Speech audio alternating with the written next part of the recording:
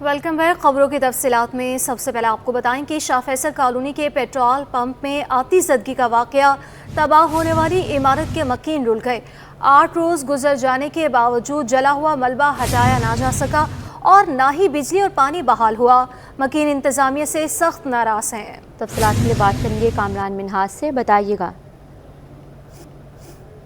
जी बिल्कुल, शाह फैसल कॉलोनी में जो पेट्रोल पंप था गलत तरीके से कायम किया गया था, उस पर जो आतिशबाजी हुई थी, इस वाक़े को जो है अब 9 रोज़ गुजरने वाले हैं। इस वक्त भी जो है ये जो बिल्डिंग जलकर खाकसर हो गई थी, मलबे का ढेर बनी हुई है। अब तक जो है इस हवाले से इंतज़ामिया को होश नहीं आया है और यहाँ के जो मकीन थे जिनका सारा सामान जो है जलकर खाकसर हो गया है, तबाह हो गया है, वो जो है बिजली और पानी से भी महरूम है। मुख्तलिफ जो है वो दरख्वास्तें दे रहे हैं, जो मुतल्लिका हुकाम है उनकी जानिब से कोई नोटिस नहीं लिया जा रहा।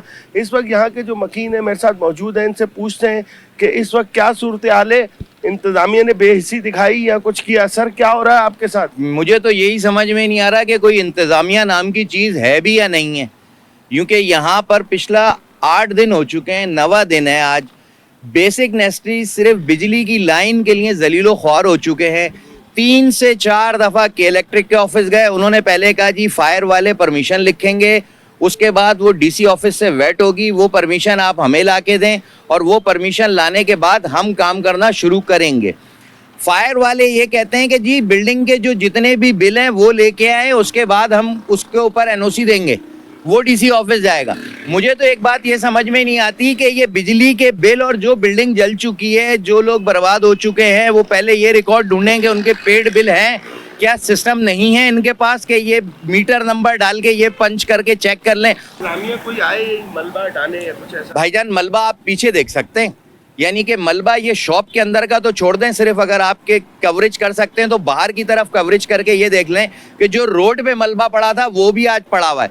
और जो मलबा आपको थोड़ा कम दिख रहा है वो पिछले 7 दिन से यहाँ चरसी हीरोइनची आके माल उठा रहे हैं, वो लेके जा रहे हैं, लोहा तांबा जो कुछ उनके काम का है, तो वो कम हो गया। बिल्कुल आप देख सकते हैं कि पहले ही लोग जो है उनका सब कुछ बर्बाद हो चुका है, मलबा जू का तू पड़ा हुआ है। इंतजामिया की बेहसी है। मकीन जो यहाँ पर 4-5 फ्लैट्स में जो लोग रह रहे हैं उनको जो है बुनियादी ज़रूरियात भी मैसर नहीं है। उनकी जानिब से यही मुतालबा किया जा रहा है कि फौरी तौर पर उनकी बिजली पानी और ये चीज़ों को बहाल किया जाए और फौरी तौर पर जो है इंतज़ामिया के जो काम है इनको सरअंजाम देके इनकी मदद की जाए। अब बात करेंगे डिप्टी मेयर कराची सलमान अब्दुल्ला मुराद का डमलोटी का दौरा। एग्जीक्यूटिव इंजीनियर यार मोहम्मद जोकिया और वाटर कॉरपोरेशन के दीगर अफसरान भी हमरा थे। डिप्टी मेयर कराची सलमान अब्दुल्ला मुराद का दौरा और काविशों से डमलोटी पंप पर लोड शेडिंग खत्म कर दी गई है। इस हवाले से मज़ीद तफसीलात जान लेंगे। शोएब मुख्तार हमारे साथ मौजूद हैं। शोएब बताइएगा, अहम दौरा किया गया है, क्या कहा गया है उनकी जानिब से? जी बिल्कुल, डिप्टी मेयर कराची सलमान अब्दुल्ला मुराद ने डमलोटी का दौरा किया है। एग्जीक्यूटिव इंजीनियर यार मोहम्मद जोकियो और वाटर कॉरपोरेशन के दीगर अफसरान भी जो है डिप्टी मेयर कराची के हमरा जो है मौजूद थे। डिप्टी मेयर की काविशों से डमलोटी पर जारी लोड शेडिंग जो है वो बाकायदा तौर पर खत्म हो गई है। इस पंप पर 13 घंटे की लोड शेडिंग जो है रोजाना की जाती थी। डमलोटी पंप की अगर बात की जाए तो यहाँ से मलीर, मॉडल टाउन, मेमन गोड और मलीर कैंट को जो है पानी फराहम किया जाता है। डिप्टी मेयर कराची सलमान अब्दुल्ला मुराद का कहना है कि इस पंप से रोजाना मलीर और मुख्तलिफ इलाकों को 31 MGD पानी जो है फराहम किया जाता है। लोड शेडिंग के ख़त्म होने से पानी मुसलसल 24 घंटे अब फराहम किया जा सकेगा। तवक्का है कि मलीर, मॉडल टाउन, मेमन गोड, मलीर कैंट दीगर इलाकों में लोड शेडिंग खत्म होने के बाद जो है वो पानी की कमी दूर होगी। उनकी जानिब से इस अज़्म का इजहार किया गया है कि कराची की तरक्की व खुशहाली के लिए आइंदा आने वाले दिनों में जो है हर मुमकिन इक़दाम उठाएंगे। जी बहुत शुक्रिया शोएब मुख्तार।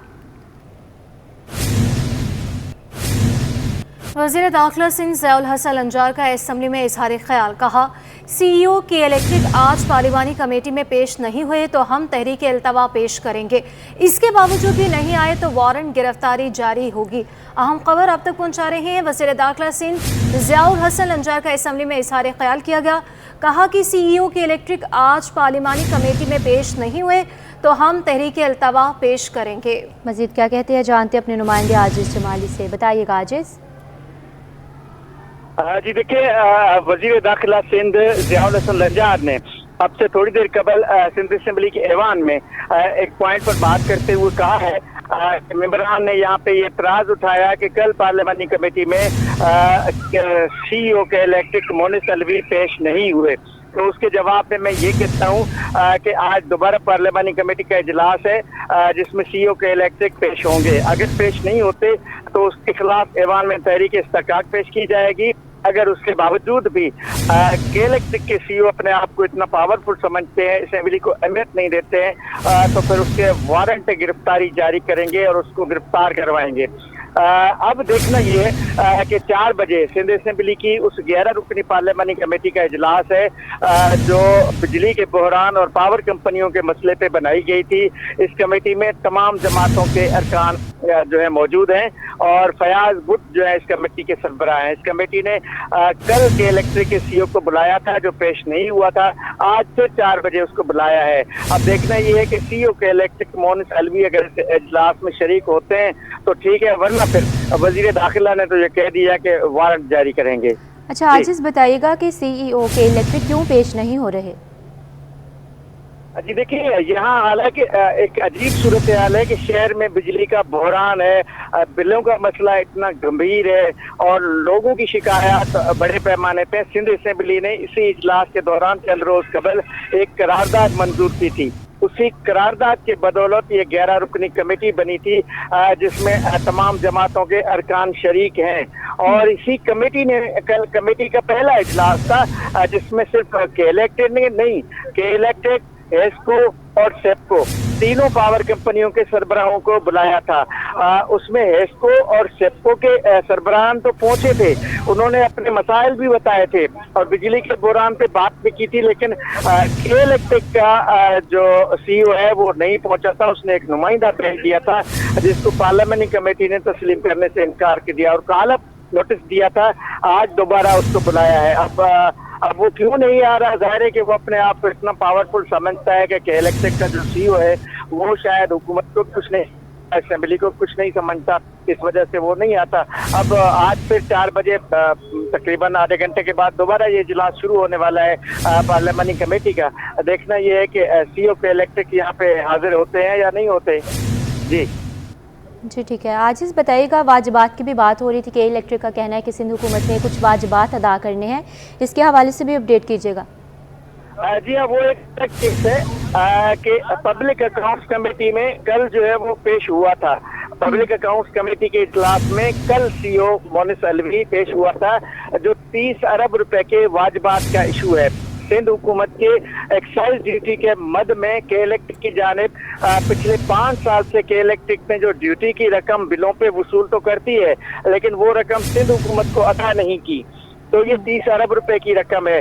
जबकि इसके जो के इलेक्ट्रिक का CEO मोनिस अलवी, उसका मौक़िफ़ ये था कि चूंकि Karachi water and sewerage board Sindh हुकूमत का इदारा है और के इलेक्ट्रिक के Karachi water and sewerage board पे 35 अरब रुपए कर्ज है, लिहाजा ठीक है, बहुत शुक्रिया आजिज जमाली आपका, आप हमें अपडेट कर रहे थे।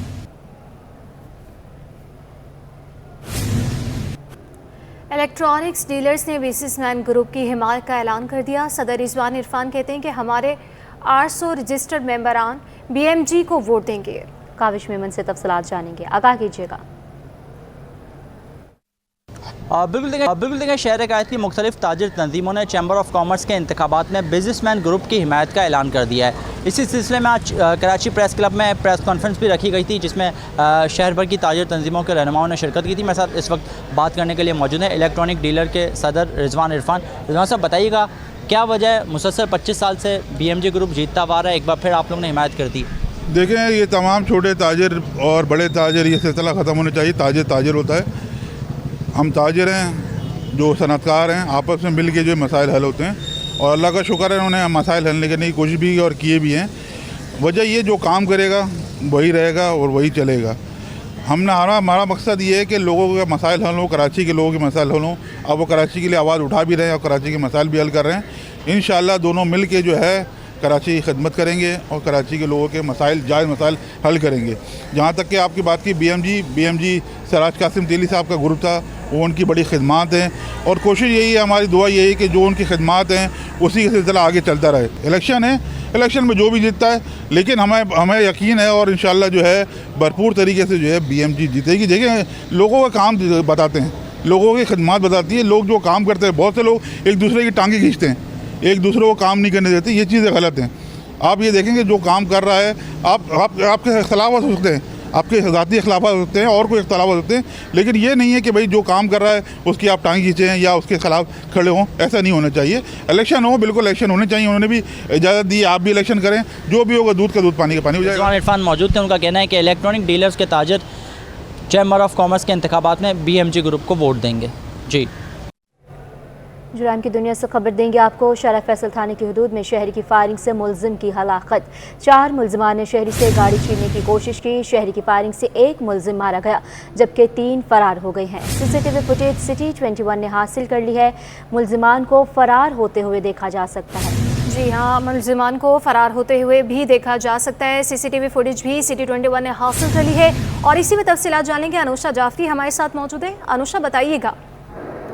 बिल्कुल, देखिए, शारा फैसल थाने की हदूद में करोला गैंग मुलजिमान की जानिब से फॉर्च्यूनर गाड़ी छीनने का मामला है। वाकये की एक और CCTV फुटेज सिटी 21 ने हासिल कर ली है। फुटेज में फॉर्च्यूनर गाड़ी को रिवर्स में पार्क होती देखा जा सकता है। थोड़ी देर बाद करोला गाड़ी से 2 मुसल्लह मुलजिमान निकलकर फॉर्च्यूनर वाले के पास पैदल गश्त करने लगते हैं।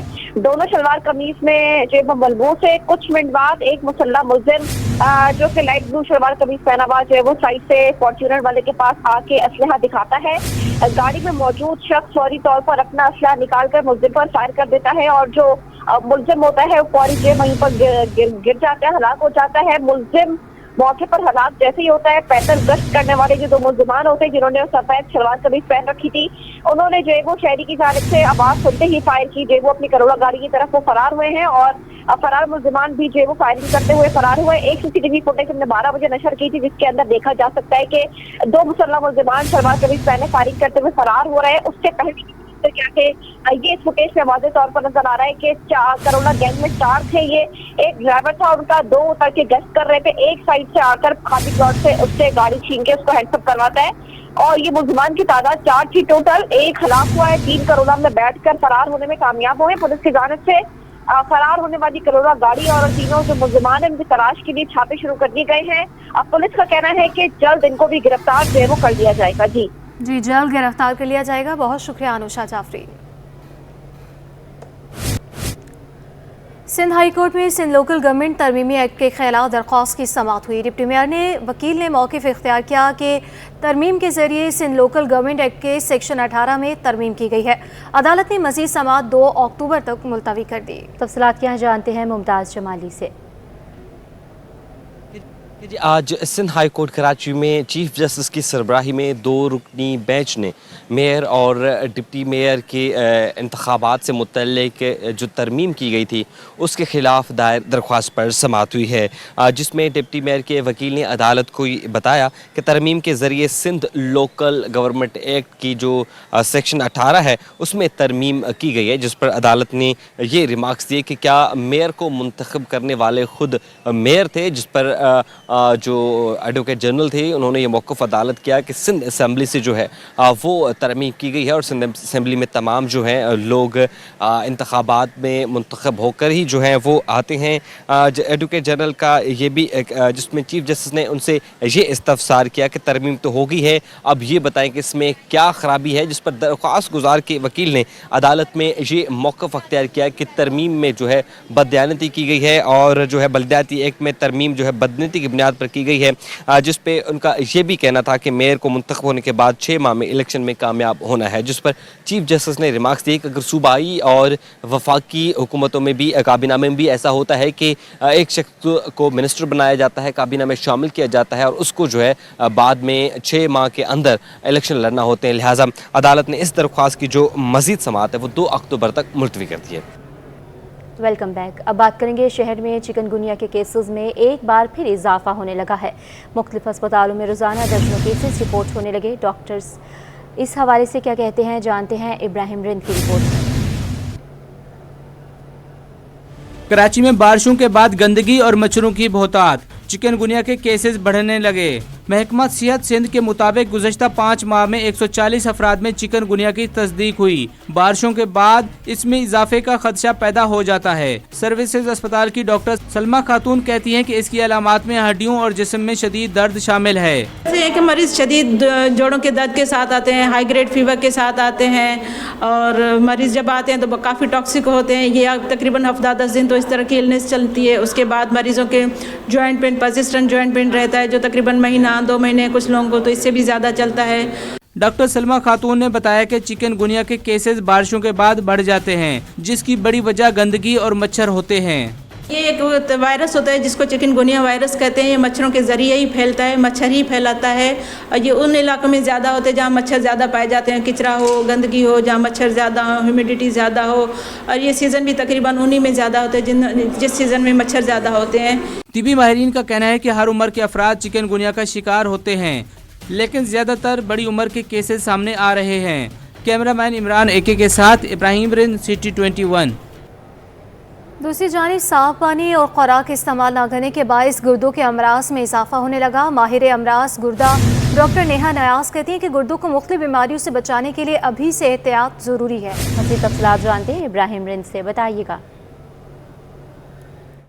जी देखिए, बिल्कुल शहर कायद में गुर्दों के अमराज में एक बार फिर इजाफा हुआ है और इस हवाले से रोज़ाना की बुनियादों पर मुख्तलिफ अस्पतालों में गुर्दों के अमराज में मुब्तला होकर बड़ी तादाद में लोग रिपोर्ट हो रहे हैं। और इसकी असल वजूहात क्या हैं, गुर्दे क्यों फेल हो रहे हैं, इसमें क्यों इन्फेक्शन हो रहा है, क्यों मजीद मसाइल पैदा हो रहे हैं। तो इस वक्त हमारे साथ मौजूद हैं सिंध गवर्नमेंट सर्विस अस्पताल की डॉक्टर नेहा नियाज साहिबा। इनसे पूछेंगे इस हवाले से कि वो क्या कहेंगी।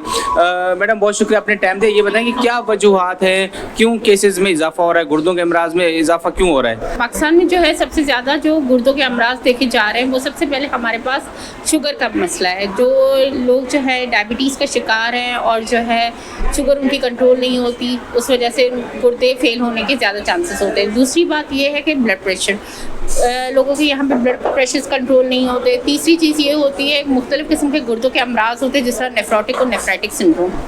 इनकी डायग्नोसिस और इनकी ट्रीटमेंट यहाँ पे लोगों को प्रॉपर अवेयरनेस नहीं है, जिसकी वजह से लोग जो है सडन किडनी फेलियर की तरफ जा रहे होते हैं। चौथी चीज़ हमारे सबसे ज़्यादा कॉमन स्टोन डिजीज़ है। स्टोन डिजीज़ यहाँ पे बहुत हद तक कॉमन है और लोग यहाँ पे मुख्तलिफ हकीमों से इलाज करवा रहे होते हैं और जिसकी वजह से आगे जाके जो है लोग गुर्दे फेल होने का शिकार हो जाते हैं। अच्छा, इसमें आप क्या बताएंगे आवाम को कि किस तरह एहतियाती तदाबीर अपनाएं कि गुर्दों के अमराज से महफूज रह सकें, क्योंकि खाना पीना आजकल साफ़ सुथरा नहीं है, खासतौर पर पानी की बात की जो कोई साफ़ ही नहीं है। क्या पैगाम देंगे? और अब तो बच्चे भी इसका अमराज का शिकार हो रहे हैं। जी, सबसे पहली कॉमन बात ये है कि जिस तरह डायबिटीज़ के पेशेंट है वो अपने डॉक्टर्स को टाइमली दिखाते रहें, मतलब जो है टाइमली अपना इलाज पाबंदी से करवाएं, टाइमली कंसल्टेशंस विजिट किया करें। Same is for blood pressure also. दूसरी बात ये है जिस तरह बच्चों में होता है, बच्चों में मुख्तलिफ़ किस्म की पेशाब की बीमारियाँ होती हैं। मिसाल के तौर पर जिस तरह 6 साल के बाद बच्चों में अगर पेशाब का कंट्रोल ना होना, वो भी एक गुर्दों की बीमारी की अलामत होती है। तो उसके लिए भी आपको प्रॉपर टाइमली जो है डॉक्टर के पास जाना चाहिए। यहाँ पे तकरीबन रोज़ कम से कम 10 से 12 पेशेंट्स जो हैं हमारे पास सिर्फ UTI की रिपोर्ट हो रहे होते हैं। तो बेसिकली जो UTI का मसला जो है यहाँ पे सबसे ज़्यादा कॉमन है। ठीक है, बहुत शुक्रिया। ये थी डॉक्टर नेहा नियाज साहिबा, जिनका कहना था कि आवाम को चाहिए कि साफ़ पानी और साफ़ खुराक का इस्तेमाल करें और अगर गुर्दे जो हमारे जिस्म के अहम आज़ा हैं इनका ख्याल रखा जाए, इसी से पूरा निज़ाम भी काफ़ी हद तक चलता है। तो आवाम को चाहिए कि गुर्दों का ख्याल रखने के लिए साफ़ सुथरी खुराक और साफ़ सुथरा पानी पिएँ ताकि इन अमराज से महफूज रह सकें। जी।